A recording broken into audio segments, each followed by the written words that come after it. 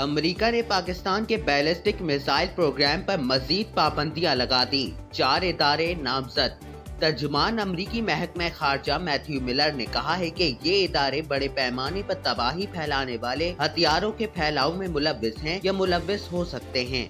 नामजद इदारों में national development complex, affiliation international, Akhtar and sons private limited और रॉक साइट इंटरप्राइजेज शामिल हैं।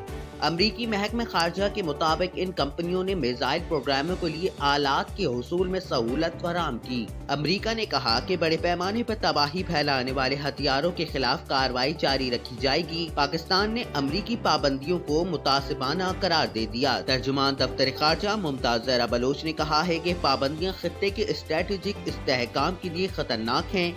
माजी में भी बगैर सबूत के पाबंदियां लगाई गयी।